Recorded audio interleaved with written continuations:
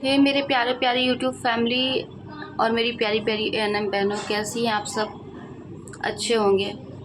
हालांकि मैं तो अभी अच्छी नहीं हूँ, क्योंकि आज मेरा बीपी काफ़ी लो हो गया था, तबीयत भी काफ़ी ख़राब हो गई थी। बट अभी बहुत ज़्यादा ही मेरे पास मैसेज आया और कॉल आया कि दी आखिर में आप अंदर गए थे, सचिवालय के अंदर गए थे, अंदर क्या बातें हुई आप प्लीज़ ऑन कैमरा आके बताइए, लाइव आइए। बट मेरी अभी हिम्मत नहीं हो रही है कि मैं लाइव आऊँ, और लाइव आऊँगी, ज़रूर आऊँगी आप सभी के बीच। कल मैं लाइव आऊँगी।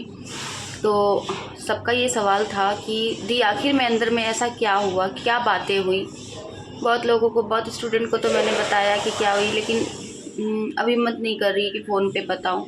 तो मुझे लगा कि चलो वीडियो डाल ही देती हूँ। अभी भी जस्ट एक मैसेज आया कि दी प्लीज़ वीडियो के माध्यम से बताइए कि अंदर में क्या हुआ।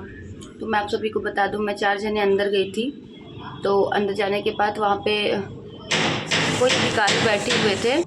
तो जब मैं अंदर गई तो स्वास्थ्य विभाग के कुछ अधिकारी बैठे हुए थे, कुछ क्लर्क वगैरह थे, कुछ अन्य पोस्ट के पर कार्यरत कुछ अधिकारी बैठे हुए थे। तो जो हमारा एक सवाल था, तब हमारा सवाल था वहाँ जा कर के कि सरकार हमारे लिए क्या कर रही है। तो फिर जाके ये कहा गया कि सरकार आप सभी के लिए खड़ी है, सरकार आप सभी के लिए एसएलपी दायर कर रही है सुप्रीम कोर्ट में। तो तुरंत मैंने झट से सवाल किया कि जब सरकार एसएलपी कर रही है सर, ये तो बहुत अच्छी बात है हम लोगों के लिए, बट सरकार ने तो एलपीए भी लगाया था, और उसके बाद क्या हुआ, एलपीए में भी सरकार केस हार गई। तो हम कैसे मान ले कि एसएलपी में सरकार जीत जाएगी। तो फिर उन्होंने कहा कि अब मान लीजिए आपको ऐसा लगता है तो आप आगे का जो करना है आप लोगों को कीजिए। जैसा कि उनका वार्तालाप था, उससे मुझे ऐसा लग रहा था जैसे कि सरकार हम लोगों के साथ होने का ढोंग कर रही है, मुझे ऐसा फील हो रहा था। तो इससे अब मुझे साफ समझ में आ गया जो कि सरकार हम लोगों के साथ ढोंग करी, और हम लोगों को अपनी लड़ाई अपने से लड़नी होगी। तो अब हम लोग खुद सुप्रीम कोर्ट जा रहे हैं, और सुप्रीम कोर्ट में जाके एसएलपी दायर कर रहे हैं, और एक स्ट्रॉन्ग से वकील को रखेंगे ताकि हम लोग की जीत हो। और मैंने अन्य वकील जो सुप्रीम कोर्ट के भी बहुत सारे वकील से बात किया है, तो जहाँ तक कि हमारे सारे चीज़ों को देखने के बाद कहा गया है कि जीत तो आप लोगों का निश्चित है।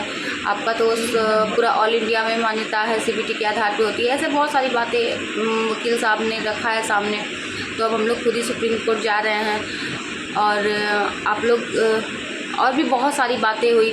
हम लोगों ने ये मांग रखी, ये बातें रखी स्वास्थ्य विभाग के सामने कि भाई मुझे ना तो 18 के नियमावली से कोई मतलब है, ना तो 23 के नियमावली से कोई मतलब है, बस हमें जॉब चाहिए। हमने एग्ज़ाम दिया है, डीवी हुई है, अब हमें सरकार से जॉब चाहिए।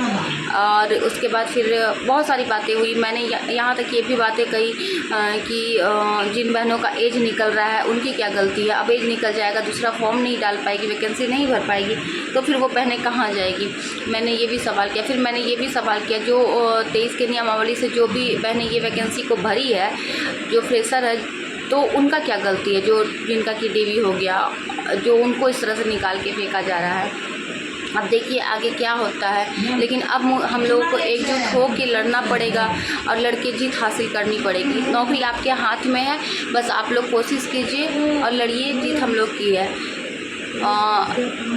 और मुझे अपने न्यायपालिका पे पूरा भरोसा है, मुझे अपने संविधान पे पूरा भरोसा है, भारत के संविधान पे भरोसा है कि संविधान हमारी न्यायपालिका हमारे साथ कभी गलत नहीं करेगी। बस बातों को रखने का तजुर्बा होना चाहिए, तरीका होना चाहिए, और एक अच्छे वकील अगर अच्छे तरीके से हमारी बातों को न्यायपालिका के सामने में रखेंगे तो हम लोगों की जीत निश्चित होगी, हम लोग जीतेंगे और हम लोग जॉब भी लेंगे। तो इसलिए बहनें सब लोग एकजुट हो जाएं और लड़ें। और कुछ लोग ऐसे हैं जो बिचौलिया बन के बीच में आ रहे हैं, घुस रहे हैं, एंट्री कर रहे हैं, तो ऐसे लोगों के बातों में बिल्कुल ना आए। सच्चाई को देखिए कि सच्चाई क्या है, और कौन आपका समर्थन कर रहा है, कौन आपका साथ अच्छे तरीके से दे रहा है।